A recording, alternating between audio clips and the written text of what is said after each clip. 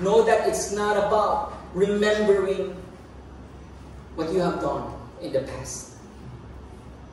The Bible tells us that your iniquities and lawless deeds I will remember no more. Amen.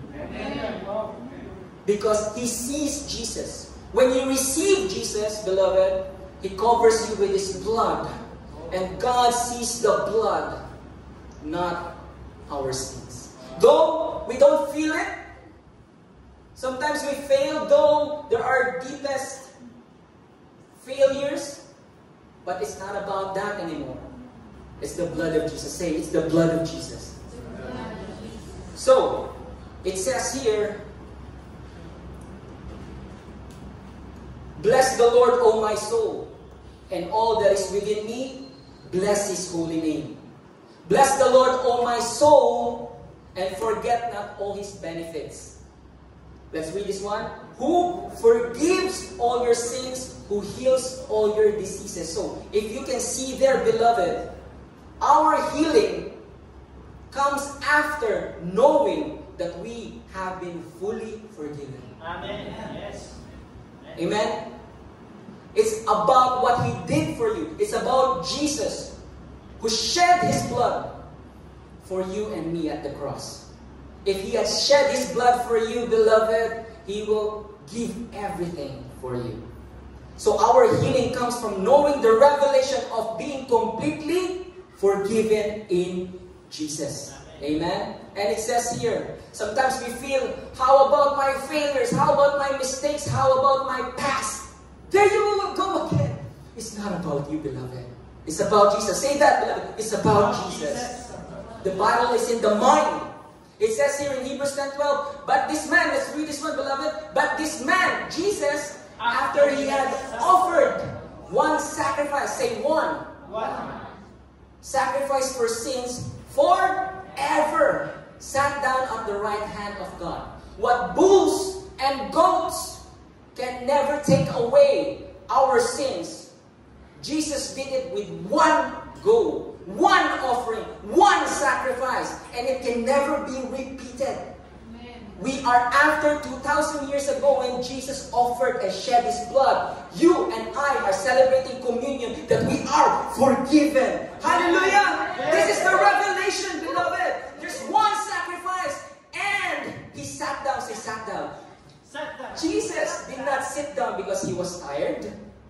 He sat down because it is finished. Amen. He sat down because your sins has already been forgiven. Amen? So stop listening to the lies, beloved, that you are not enough. Believe the truth that you have been forgiven. Amen? So as we lift up the bread, beloved, we will celebrate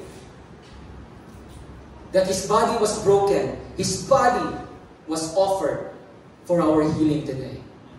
Let me pray for you. Lord Jesus, these are your precious people who listened, who took your word and protect your word today, that they received that because of you, Jesus, they are completely forgiven. We are forgiven. Say that, beloved. I am forgiven, by that one sacrifice.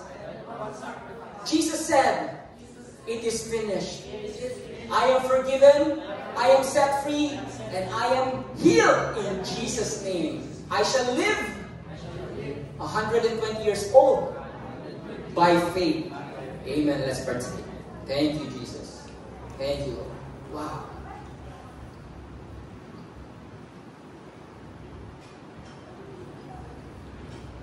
And by your blood, as we lift up this cup, by your blood, Jesus, we have been set free.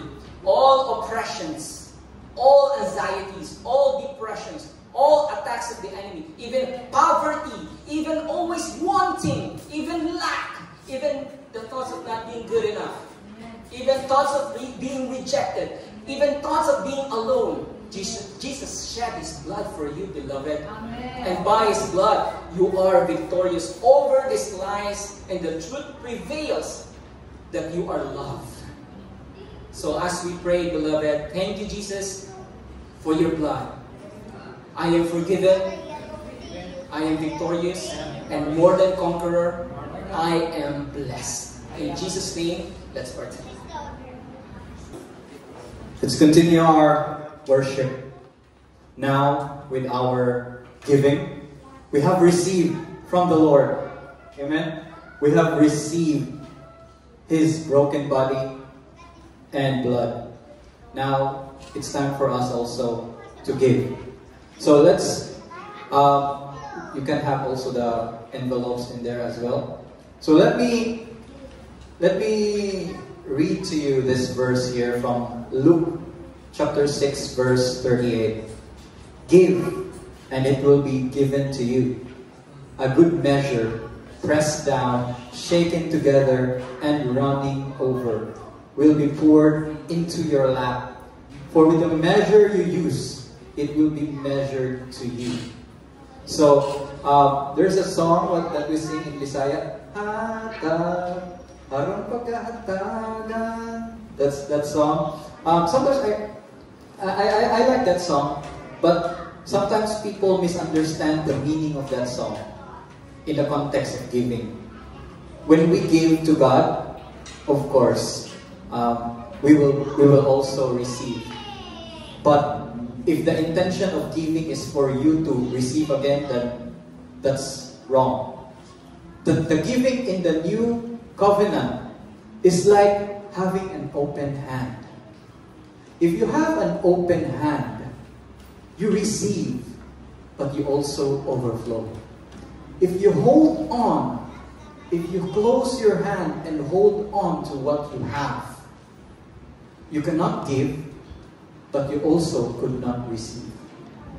This is the revelation of giving. Because when we give, we also open our hands for God to bless us and overflow us. And this is the prosperity that God is after for us. It's a prosperity with a purpose. And that purpose is to glorify His name. And that purpose is to be overflowing and bear fruit. So, generosity, not just financially, but also in mercy, grace, and forgiveness. Giving is a heart posture. It's not a money posture. It's a heart posture. When we give today, it's not just our money that we give. It's our heart. Why? Because what it will be used for is for the furtherance of the pure, unadulterated gospel of grace to set free many people from the oppression of the evil one and to preach the goodness of God to their lives. Amen? When we release what we hold tightly, such as offenses as well, God responds with overflowing grace upon grace into your life.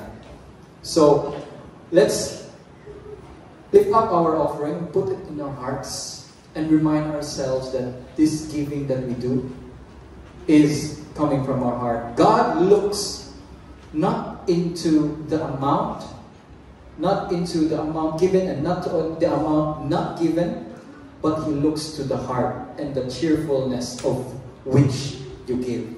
So, let me just pray for you, beloved. Father God, we thank you for all the gifts that you give to us, especially the gift of your Son. And it's written in your word, if you did not withhold your Son from us, how much more along with Him all things. So, as we give today to you, we acknowledge that you are our Lord. Yes. We acknowledge that everything is owned by you. And since you own us, and I am yours and you are mine, our lives are in your hands. You are our shepherd. We have everything we need. In Jesus' name, amen.